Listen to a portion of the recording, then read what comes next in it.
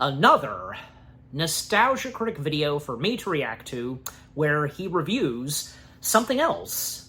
DreamWorks animation, yes. Now, as I've talked about sometimes, those community posts, teases that he makes, which I technically do, but I don't, when I do the review, the review videos I do on Little Blue, and when I do the teasers, I just show what it is that I'm going to be reviewing, and you yourselves, naming and identifying the characters I insert. You know what I'm talking about, but yeah. But the way he does those teases doesn't mention what the movie is, but mentioning, like, say, an actor, actress, or something animation, and in the case of DreamWorks, so yeah. So by mentioning DreamWorks, numerous of guesses from us, I was thinking it would probably be Madagascar. I mean, on account of it celebrating its anniversary, but no. The Nostalgia Critic has now done a review on, well, and very fitting, the first DreamWorks animated film, which of course being Antz. And I remember that, yeah, he already did a review on Prince of Egypt, so yeah, but now he's done Antz. Now, yeah, I mean, Antz I've reviewed before if you want to go check it out, but yeah, I mean, Antz, for it being the first DreamWorks animated film, and here's the thing, if you know the long, lengthy history when it came to Antz, and with it Prince of Egypt, but also on account of A Bug's Life, yeah, long story, but long story short, because yeah, it seems as though the Prince of Egypt would have been the first animated film of DreamWorks, since it's obvious that that's what they started with first. But then, when A Bug's Life stepped in, and Katzenberg, being mischievous and being, like, basically the Disney villain in reality, not really, but, well, just after being hurt and betrayed from his point of view, after resigning from Disney, the rest, he took it upon himself to take that CG bug film idea and, with DreamWorks, do one of their own. Yeah, in fact, the word is, and I say the word is that he rushed and got the animators to really work fast to get this movie finished and for it to be released. And, to heck with Prince of Egypt. We're doing Antz first. That's going to be our animated film debut of DreamWorks, and with DreamWorks Animation altogether, yeah. And the fact that it was released 1 month before A Bug's Life, which, yeah, as I recall, yeah, Antz technically being the second Hollywood computer animated film, just, yeah, after Toy Story and after Antz, A Bug's Life. But, obviously, in the end, Pixar got the last laugh, and A Bug's Life proved to be much more better than Antz. But at the same time, people still have enjoyed Antz. I know I have, I like Antz for what it is. I've come to enjoy it, and with what I had to say when I did my review of Antz. Again, go check it out, but yeah. But I think I'm sure for a lot of people, they would probably prefer A Bug's Life more than, say, Antz. But maybe there are those that would prefer Antz than, say, A Bug's Life. Or if you prefer both, I would, but just, yeah. But in hindsight, yeah, probably A Bug's Life more. But no hard feelings on Antz, yeah. I have no doubt, of course, probably he's going to mention some of it. A Bug's Life and Antz, that whole thing. But yeah, not to mention that, if you guys remember and know this, as I do, and how long you've been following Doug, because he at one point did DreamWorks Ueri, and yeah, because he technically already did review Antz, just as himself, but yeah. But now, this time, he's now reviewed Antz as the Nostalgia Critic, so yeah, that's great to see. Scooch back some. Alright, but I have no doubt, of course, maybe there's probably going to be some not that much positive things. You never know. I mean, with how far the character of the Nostalgia Critic has come and being more softened to most movies. So, however, how much softened he's going to be with Antz, I am, of course, about to find out. So, here we go. Enough said. Let us see what ever the Nostalgia Critic has to say about Antz. And I can already tell that, yeah, there's no sponsor for this one. So, yeah, because I can see, like, the first still shot is the explosion that starts off every Nostalgia Critic video these days. Okay, so here we go. Starting the Nostalgia Critic video of his review of Antz in 3, 2, 1. Bug on. I don't know. Something to say bug-related? Okay. Hello, I'm the Nostalgia Critic guy, remember it? So you don't have to. Well, seeing how I talked about this and this, I guess this was inevitable. Yes, B-movie as well. Yeah, I already did a reaction to B-movie. His review. DreamWorks' first animated film, released in 1998, has a history you've probably heard quite a bit. It came out the same year as A Bug's Life, and there was much debate between Disney and Jeffrey Katzenberg whose idea it was. Disney said the CG animated story about a colony of ants belonged to them, but Katzenberg said took the idea with him when he left DreamWorks. Yeah. So both these films came out the same summer, and to their credit, their comparisons really do stop at the films being about a worker ant falling in love with a princess ant. Outside of that, the two movies are quite different. And while I was shocked to find a lot more people like the Disney one, I'll admit I was always a bigger fan of this one. It looked different, it had more bite to it, the story was a bit more mature. Gene Siskel even put it as one of his favorite films of the year. I can't quite go that far, but I do enjoy the film for both having timeless elements and elements that illustrate social concerns of the time. However, yes, there are things about it that don't work and can be a little distracting too. So, I'm going to give it another look and see if there's something bigger here than many people have given credit for in the past. Let's see the world from the point of view of a tiny insect. Hey, it's good casting. Let's take a look at Gene Siskel and Ebert, they did have some sums up positive things. It's going to be a mix of kids' animated storytelling and a Woody Allen movie by starting off in New York, but then showing it's all grass. Let's be honest, combining New York and grass is probably how this whole idea came about. The film does star Woody Allen as an ant named Z, who talks to a therapist about not fitting in. I've never been able to lift more than 10 times my own body weight. The whole system makes me feel insignificant. Well, that is surprising. He's playing a character who's unhappy, falling in love with someone who's basically related to him. You've made a real breakthrough. I have? Yeah. Yes, you are insignificant. If you know, you know. So when I said the film was hitting on social concerns of the time, a big thing back then was standing out. Being an individual, not conforming. Part of it might be the economy in the 80s and 90s was pretty good. A lot of people did a lot of work. That time. That maybe came a feeling of doing too much work. Getting too lost in your job, just becoming one of the crowd.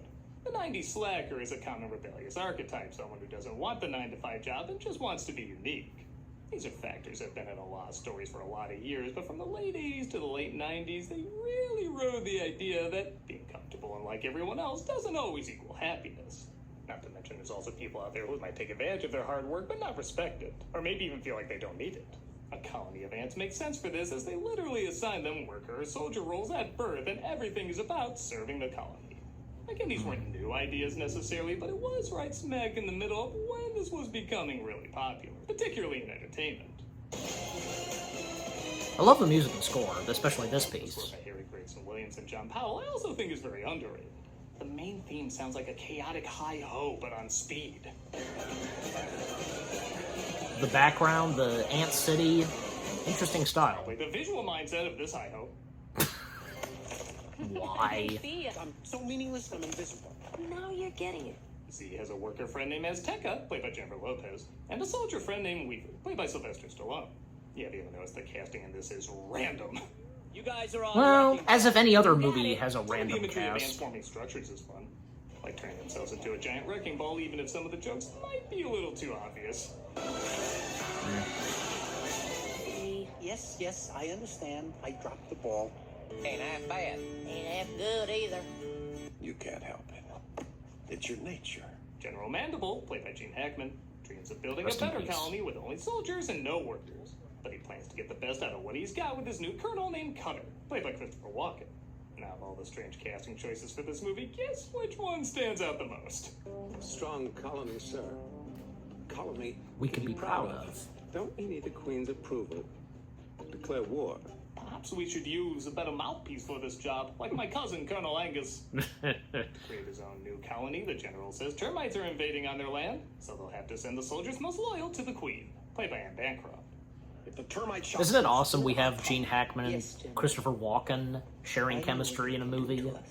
Now, if we were insects that rhymed with a certain letter of the alphabet, I don't know how fortunate we would be. No, I didn't say I'm a bee!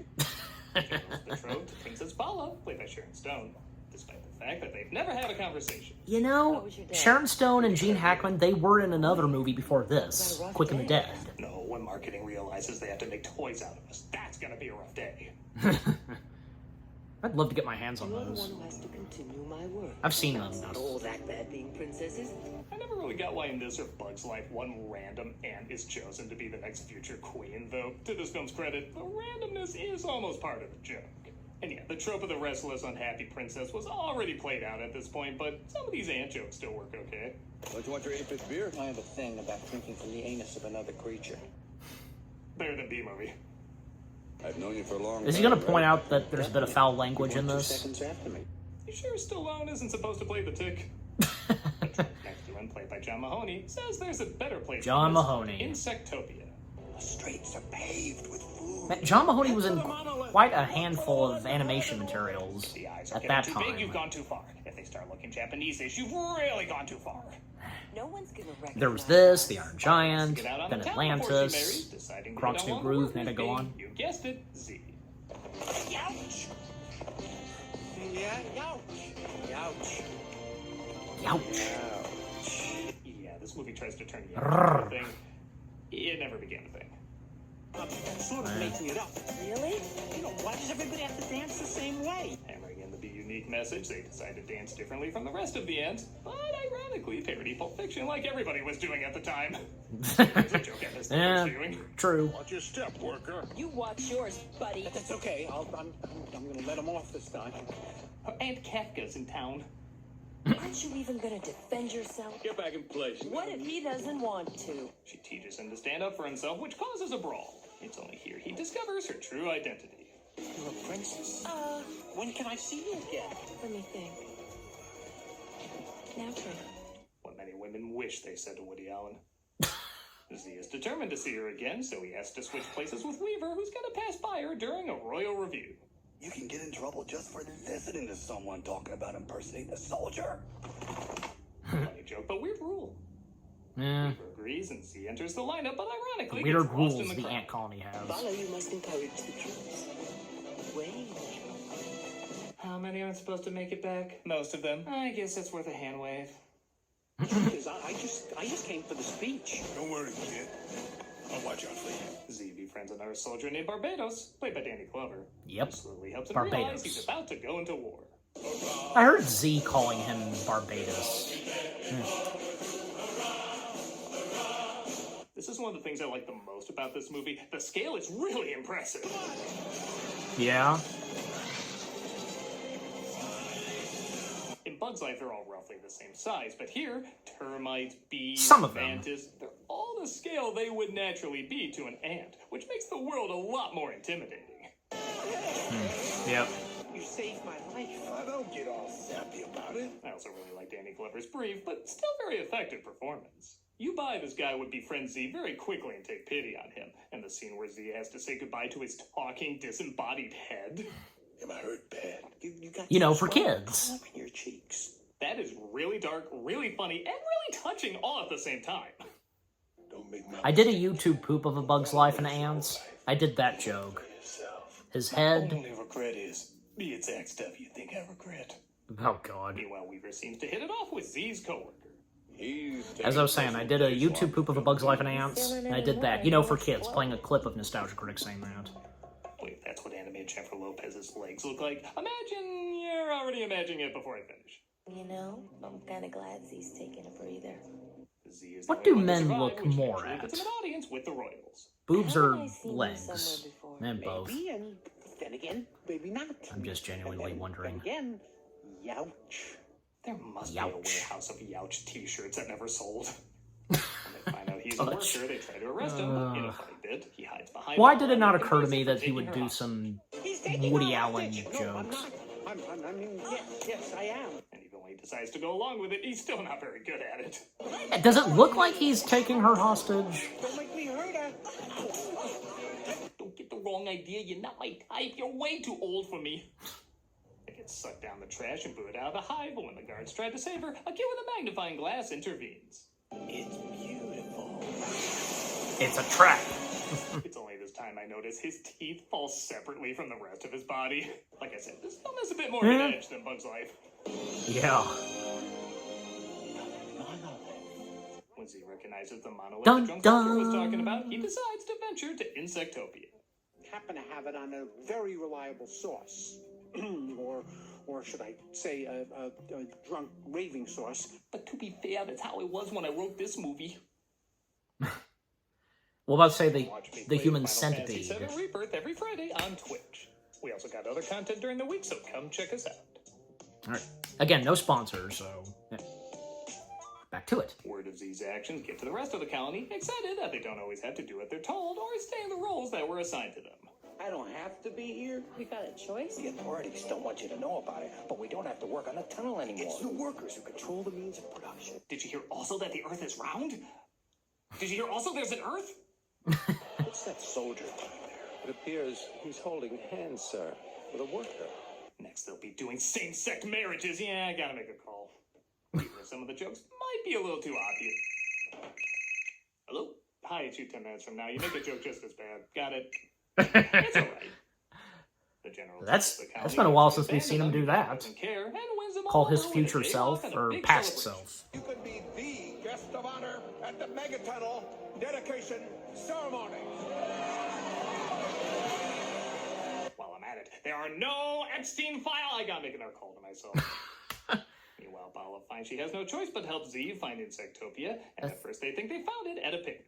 I think the last time he called his past self was in Shark Boy and Lava The Girl. gates of product placement paradise. They run across Yeah. two bees named Chip and Muffy, played by Dan Aykroyd and Jane Curtin. And honestly, if I wasn't told it was them, I don't think I could have put it together. Please, Muffy, no. The product placement doesn't We really have social bother me that obligations much. with I don't know our about you. sport. This is important to me. I'm at the age where I finally realize a hashtag and changing my profile picture doesn't do anything. Oh, Muffy. No. Oh, no. A fly swatter takes out Muffy, though, and Bala gets stuck under somebody's shoe. There's a scream she lets out that, I don't know, kind of seems One of the more off. impressive sequences in the movie, and I still remember it being really awesome on the big screen. Oh yeah, no doubt about it.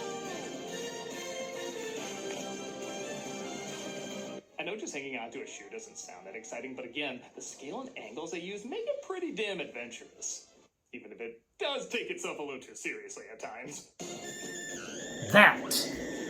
The way the scream is delivered, the audio, just, what? Christ, are you in a Candyman movie? Ren and Stimpy don't scream as hard. Well, I mean, you can make the argument it's very intense for her. Pennies used to flick them off, and coincidentally, they land in Insectopia. Which is actually just a couple of garbage cans. This stuff tastes By the way, like crap. Z, Let me when he try sees some. the penny, like, who the hell is Hey, that? It is crap. Not bad. What every studio prays their audience is like. Hmm. Z and Bala start to connect over the fact that they don't like how the system works. Mad, and as animated features go, it's about time the Stockholm kicked in. But it looks like Cutter finds her and takes her back home. Z wants to follow her and finds Chip drinking away his sorrows due to the loss of his wife. It's what my waddling kittles would want. She always liked to rescue her food before she ate it. Bala is taken back and refuses to marry the general, but he doesn't let that get in the way of his plans. Things are going to change around here. You're right, Princess. Why don't we make her more comfortable? She'll be here for a while. My god, a chair! Well, My mother will have your head. You better think of the last few conversations you're gonna have when that happens. They lock her in the room, but she quickly breaks herself out before Z can even rescue her. In fact, she even rescues him from falling. They're gonna seal everybody off in the Megatunnel. you notice a Cutter starting to, like, The lake. kind of not liking what's going I'm on. really gonna miss him. Anyway, I got a drunk bee Uba waiting outside. We should go. Now, of course, they decide to stay and stop the general from killing off the workers. But Cutter is having second thoughts. Look at what these workers have done. Like Are I you said. with me? Sir, I apologize. I actually have a fever, and the only prescription is... You know, I feel like I've been doing pretty good avoiding the walking joke, so give me this one. The exits are sealed, and the Cutter water's was a released, good but Z character. has an Good to idea see that literally he, join together to climb out. He chose the right side in the end. While this climax isn't bad, I do wish it was a little longer. I always have to remind myself what the climax of this movie even is. I depends. forget it every single time. Where so many movies have third acts that go on forever, this You one useless, ironically could have ungrateful gone on a maggot. bit more, but I guess I can Love say it that. doesn't overstay its welcome. Don't you understand? It's for the good of the colony. The good of the colony. We are the colony. Cutter sees the Shaun of workers the are more Dead. important and resourceful than he thought and orders the men to help them. Guess they're all gonna be pardoned for royal treason. That's nice. I am the colony. The general ends up drowning trying to kill Z, but Z is saved by Cutter and Bala at the last minute. The general, like, he hit a branch. Could they really not come up with a better catchphrase? You the ant. That definitely answers that. You cancel the other warehouse orders? And start a new colony where people can choose whatever they want to be. And I know this is a very common last shot in movies, but because the scale is so well done and believable, I really do love seeing just how large and important, but also small and unimportant this story is. When they talk about Z being insignificant, this is the shot to reflect that. But it also shows he changed a whole society, too. I don't know, I could be reading for too the much good. into it, but it's a surprisingly effective shot given the message of the movie. With that said, yeah, I do still like the message of the movie.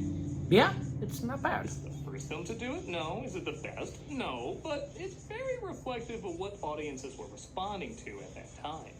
The film did do very well at the box office, just not as well as A Bug's Life, and in Yeah. a strange way, that kind of feels right. The film is Yeah. about not underestimating unexpected potential and how thinking individually can, ironically, if done right, unite others. I think if people give this film another shot, they'll find a little something here that's stronger than they may have expected. Again, for what it is. I'm not going to put on my best of the year list like Gene Siskel, but I do think people should Well, it's consider it Gene's not a huge opinion. nothing, but a surprisingly smart little something. I'm a nostalgia critic guy, remember? So you don't have to. All right, see you in the next one, Doug. And this is this is the last Nostalgia Critic video for this month, so yeah. We're still doing cameos for Charity Bunk? All right. So that was the Nostalgia Critics review of DreamWorks' Antz. And, okay, that's great to see that he had quite a lot of positive things to say, but at the same time, yeah, some negative things, like, you know, with what he had to say, you know, yeah, it's understandable. And the fact, because, like what he said at the end, that, yeah, Pixar, and as I said, Pixar got the last laugh. Even Electric Dragon 505 said about that, too, that Pixar got the last laugh. They did. You know, and here's something else. You know, the fact that Antz, because I noticed this, and when he showed a clip of this, water and Antz, yeah, because Antz came out first, it got the part in the Guinness World of Record, the first computer animated film to have digital water. That should have gone to A Bug's Life, because apparently the rain that occurs in the climax of A Bug's Life, and even when we see, you know, Princess Ada saving Flick, and they're getting away from Hopper. They're going through Ant Island where there's a river and the raindrops. Yeah, that whole thing. Just the entirety of the rain in A Bug's Life at the end, you know, the climax. It took them 4 years. 4 years to do that, from what I've heard. Yeah. That should have gone to... They should have gotten the Guinness World Record for that. How dare you, Antz? But, oh well, it is what it is, and it came out first. Go figure. But yeah, just overall, because with everything that Doug had to say about Antz, yeah, and for me, as much as I love A Bug's Life, we all do, I have quite a good appreciation for Antz. Yeah, I mean, let's face it, it was in fact pretty much the first, even though it seemed as though, yeah, Prince of Egypt was happening first, but Antz stepping in, yeah. But Antz marking the first ever animated film of DreamWorks, yeah, that's great to see. And, you know, even though the voice cast is random, well, they were still good. Like I said earlier, isn't it great to see that, you know, because we have a movie, and in the case that it's animated, we have a film that features Gene Hackman and Christopher Walken interacting with each other and having chemistry. Yeah, it's great. And they're two great actors, Gene Hackman and Christopher Walken. And as I also said, and I completely had forgotten at times that, yeah, this was, I think, yeah, the second film where it has both Gene Hackman and Sharon Stone. Like I said, the first was Sam Raimi's Quick and the Dead, and that was pretty good, yeah. And, of course, just like Antz, Quick and the Dead, Gene Hackman also played a villain. And in the case of Sharon Stone, well, I mean, her character in Antz being a good character, same goes for her character in Quick and the Dead. She's the main hero, the main protagonist. Yeah, protagonist referring to heroes, antagonists, villains. Yeah. Anyways, and I seem to also remember that, yeah, Antz marks the first and only animated film, even if it's computer animated, to star Gene Hackman. Yeah, I'm pretty sure I'm right on that, yes. Then you know what, because Gene Hackman, again, he was fantastic. He was fantastic in Antz. And just some of the lines that he delivers, and one of my favorites that I said, you know, "You useless, ungrateful, worthy maggot, I am the colony." That's the way he delivers it, just really good. Because he's Gene Hackman. And Woody Allen, yeah, I know, and with what Doug had to say, the jokes he made of Woody Allen, well, yeah, besides his life and reality, well, I mean, I like him as an actor. I've seen a little bit of his acting. And films that he's directed, well, I mean, he's directed some pretty good films, like, the one movie that stars Tom Hiddleston and Woody Allen, you know, Midnight in Paris? Yeah, I think that's the name, but now I recall knowing that was a pretty good one. So yeah. And there are a few others, actually, because in connection with Antz, DreamWorks, and Katzenberg, because here's the thing, Woody Allen was originally considered to voice Tantor in Disney's Tarzan, but Katzenberg snatched Woody Allen into being the main voice of, you know, the main character of Antz, Z, and with the addition that DreamWorks would distribute Woody Allen's next 3 films that he was going to be directing. And maybe some of you know about this, so yeah. I don't know, could you imagine if Woody Allen had ended up voicing Tantor? I'm sure it would have been good, but let's face it. In the end, I think it was, you know, good idea that, you know, great to see that in the end it was Wayne Knight. We love Wayne Knight, and yeah, he's got great voice for voice acting.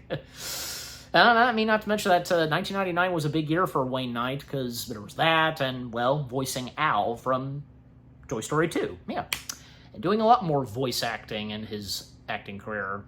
Like, well, obviously, have to acknowledge, of course, I'm sure you know this too, him being the voice of the evil Emperor Zurg in Buzz Lightyear of Star Command, which apparently, fun fact, Pixar really enjoyed his voice acting performance as Zurg. Yeah, it was just fantastic. No offense to, like, say, Andrew Stanton that voiced Zurg. He, you know, because, yeah, technically he was the first voice of Zurg. Besides the Buzz Lightyear Space Ranger spin ride. That came before Toy Story 2, but, you know, anyways. Yeah, and I think just, you know, if anything, because the voices of, when it comes to the voices of Zurg, we'd think of, say, well, Andrew Stanton, and most prominently Wayne Knight.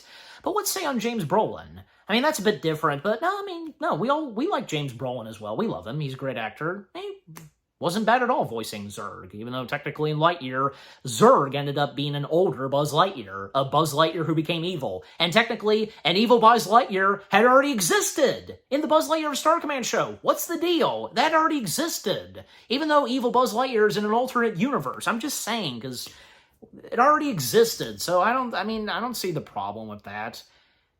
Anyways, but, yeah. But besides from that, because, yeah, anything else to mention on Antz? Well, I mean, I will also say this. Another mentioning on Woody Allen and Antz, because, and best said by Electric Dragon 505, a.k.a. Animat, when he did his animation look back of DreamWorks Animation. He talked about where Woody Allen hated doing Antz, because they kept making Woody Allen read the same lines over and over again. I mean, it's understandable why, but apparently to Woody, it's just a waste of time. Just what? Him expecting to voice the lines once and move on, do the next, that's it. Oh, well. But I think Woody should, no hard feelings to Woody. Being in the voice acting business, you gotta do more than just say one take. Yeah, so you get what I'm saying. Also, Weaver, yeah. The character that Sylvester Stallone voices. Now, originally, Schwarzenegger was considered to voice Weaver. But Arnold, he wanted to do this for money. I can only imagine he asked for a buttload or something. So and in the end, they ditched Schwarzenegger, and they brought in Schwarzenegger's friend Stallone, and Stallone being more than happy to do this for free. Yeah. I guess, what? Sylvester had no problem, like, doing this totally for free? Like, what's the whole story to that? I'm pretty sure that, yeah, it would also be in its IMDb page. The trivia, I'll have to look again, but, yeah. And what else? Yeah, Doug didn't even mention this because Antz has quite a little bit of profanity, because I heard Weaver saying bitchin' and, of course, hell and damn, like that. But even nowadays, some of, like, those words, hell and damn, they're not big extreme swears. But the F-bomb is, still is, anyways. It's the mother of all bad words. The big one, as A Christmas Story said at one point, but all right. I feel like there was something else to mention. Oh, yeah, because I brought this up, and as much as I can't stand talking over Doug, sometimes I can't help it. I'm sure the same goes for you, but I was saying at one point, in the part where, Barbados. Barbados. I heard Z calling him Barbados, how he said it, but it's Barbados, apparently. Barbados, his decapitated head. I did a YTP, and if you remember, if you've seen the YouTube poops I've done on the Little Blue channel, I did a YouTube poop of A Bug's Life versus Antz, and one clip where, yeah, in the YouTube poop I did, it's, yeah, the part where Z discovering the headless body, well, just the head of Barbados, and I inserting a clip of the Nostalgia Critic going, for kids. Now, he didn't say it in his review, but, it makes a good point, and I did that in the YouTube poop, just, yeah, because something like that in a kid's movie, just, oh well. Some certain dark humor in those early DreamWorks films. I mean, oh my god, it's like a couple years later, in 2001, when Shrek happened. Do you recall? And even I've seen the Renegades react, just Nate, when reacting to this. And me and Nate, we're on the same page where how much we respect and love the content that's done by Doug Walker and the certain stuff we talk about, like before or after reacting to it. I'm sure you get what I'm saying. But point being, because, yeah, Nate brought this up, and as I'm going to as well, in the end, in Shrek, the first Shrek film, I'm sure you recall that when the fairy tale creatures are being sent, booted out of Duloc, and thus they'll be making their way to the territory of Shrek's swamp, his home, we see the three bears. When we see all the fairy tale creatures again, now residing outside of Shrek's house where his swamp is, we only see the Papa Bear and the Baby Bear. And we can see that the Baby Bear is a bit upset, and the Papa Bear is comforting him.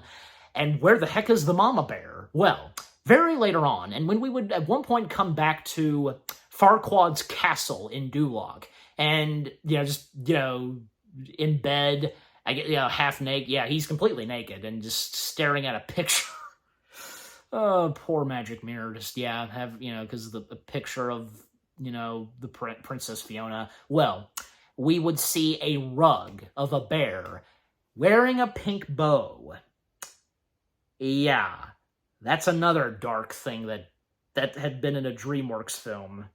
Those are the only two I can think of. I mean, I'm pretty sure that, well, I mean, I don't know, because if you can help, you can by all means help me out. If I'm missing any other dark moments that are in that same territory as the Mama Bear, or also, yeah, the head of Barbados, yeah, let me know. But I can also think of, say, in Madagascar, where Skipper fooled Gloria and Melman, because, where are the people on the boat? And Skipper first saying that we ate them and ate their livers, but a 2-second pause and, got you, didn't I? No, of course they're not cannibals. They wouldn't do that. They just, of course spared them and just put them on a safe boat to China. That's it. So, yeah, of course they would spare the humans, those on the boat. But anyways, anything else to mention? Because I feel like, yeah, there was something else. Well, I mean, like I said, if there's any other big dark moments in any DreamWorks movies I'm missing out and can't think of, let me know, and yeah, help out in the comments section what else I'm forgetting to mention. But those are the only two things I was thinking of. I could think of the one from Antz and Shrek, you know. But by the way, because another mentioning of Shrek, one more thing, because, you know, when the Shrek and the Swamp karaoke dance party happened, that being a feature on the DVD of Shrek, well, that featured the three bears, and the mama bear's right there. What's that about? I mean, I don't know, just, maybe you know, like, you know, I mean, maybe I can Google it as well, because how could the mama bear be present in the Shrek and the Swamp karaoke dance party? Now, Farquaad, on the other hand, we see Farquaad there, whom is still in the belly of the dragon. Okay, that does make sense, but the mama bear being present, not really. No. I mean, and who knows, like, how long Farquaad, if he lasted that long in the stomach/belly of the dragon. I mean, you know, because as we see in the climax of the first Shrek film, Farquaad is murdered, eaten alive by the dragon. But if there was a slight chance he survived a bit much longer and up to the events of the Shrek and the Swamp karaoke dance party, and if the Shrek and the Swamp karaoke dance party counts as canon, I don't really know, but yeah, but you can help me out on that, and I can help myself on that too. But anyways, but I do know for a fact that in between Shrek 1 and 2, we had the ghost of Lord Farquaad. Well, yeah, that most prominently being the Shrek 4D experience. And yeah, it's obvious that that's considered canon. Yeah, that. Because again, that's in between Shreks 1 and 2, and it was released, I think, yeah, just 1 year before Shrek 2 came out. Besides, not long after the first Shrek film came out, they went straight underway. Besides 2 other animated films they had in the works, they got straight to work on Shrek 2. Yeah, not long after the first one came out. And apparently Shrek 2 was in production / in development while the first one was being made. That's not too not too often that something like that would happen. But yeah, and yeah, another thing is because after Shrek came out, there would be 2 more DreamWorks films that would be 2D animated.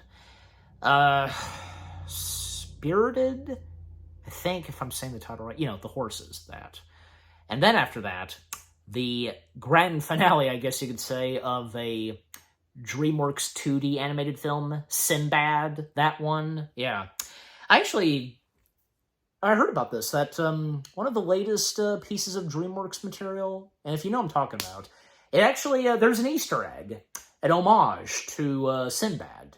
Well, that's great to see, yeah, because, you know, even though Sinbad and a couple of other 2D animated films of DreamWorks didn't do that great, you know, it's not to say we don't have to be disrespectful to them, and obviously, DreamWorks would be aware of this. Any animation studio would, any movie studio would be aware that the movies that they did, some of them kind of, they would obviously be aware that there are those that actually do like them. And I'm sure in the case for DreamWorks, Sinbad, oh yeah, there's no doubt that there are those to this day that actually like and enjoy Sinbad. Yeah, or any of the others. Like, I know most prominently that, yeah, Road to El Dorado, oh yeah, that's a biggie. That's a biggie that everybody loves, and it's grown a cult following, and the same would go for Prince of Egypt. Now that too, that's another biggie that, even to this day, people still enjoy. Yeah. Anyways, but okay, is there anything else to mention about Antz? Well, I mean, I don't know, because it's like, what he mentioned, the scale. Okay, this will be the last thing I'll talk about, if nothing else pops in my head. This is the only one I can think of. The scale and the size of the bugs in Antz, in comparison to those in A Bug's Life. Yeah, because, as Doug pointed out, the size comparisons of the bugs, every bug, in both computer-animated bug films, very different, because the other bugs in comparison to the ants in Antz, they're bigger than the ants. But in the case of A Bug's Life, almost every single bug in A Bug's Life are the same size. Well, with the exception a little of, like, say, those, Those beetles? Yeah, those. Like, most probably those we see in Bug City that serve as taxi cabs. And also on account of Dim. Yeah, he's a bit bigger compared to the others. Well, and a few other bugs that are a bit tall and such, like, like most prominently Slim. The Slim the stick bug's tall. The grasshoppers, yeah, they're a bit tall compared to, say, to the ants. I'm just saying, like, there's at least some of the bugs in a bug's life, they're not exactly the full same size as, like, say, the ants. You know what I mean? Some short, a bit tall, a bit wide and big.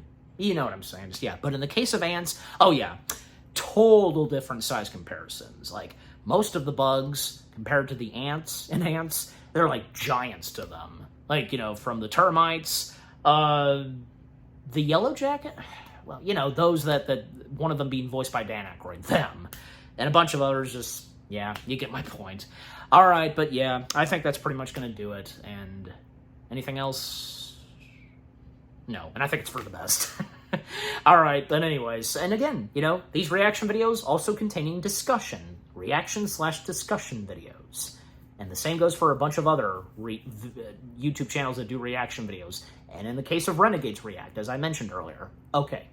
But yeah, just overall, with all that being said, what all the Nostalgia Critic had to say about DreamWorks Antz, his review of DreamWorks' first ever animated film, Antz. A pretty good review. Yeah, great to see that, yeah, even still. A lot of positive things that Doug feels about Antz, minus a few things that don't work, as he said. Yeah, understandable. Well, what can you do? But yeah, just again, overall, that was another good review of the Nostalgia Critics, without a doubt. And what about you guys? What did you think of the Nostalgia Critics review of DreamWorks Antz itself? What are your fondest memories of Antz? And, you know, the whole thing of Antz and A Bug's Life. And which one did you see first? Well, for me, it was definitely A Bug's Life. Maybe the same goes for a lot of you, but maybe some of you saw Antz before A Bug's Life. Anything you agree and disagree on with what all Doug had to say as the Nostalgia Critic? Did you get some good laughs, good chuckles, and with the jokes here and there? And, yeah, just with some things I said before and after this reaction video. Yeah, but just again, overall, what did you think of the Nostalgia Critic video itself, his review of Antz, with what all I've had to say, my reaction to it, and yeah, what did you think of my reaction to the Nostalgia Critic video itself? Leave comments and give this reaction video a like, as always. And so, guys, with all that being said, thank you very much for watching. I hope you guys enjoyed my reaction to the Nostalgia Critic video, his review of DreamWorks' first ever animated film, and in the case of it being a computer animated feature film, Antz. More reaction videos are coming your way. They're going to be awesome. Keep looking forward, and I will see you guys in the next video / reaction. Take care, and until, yeah, I react to more Nostalgia Critic content, and in the case that, yeah, now that this has come out, up next, Nostalgia-ween. Yeah, but just, again, take care, and peace out.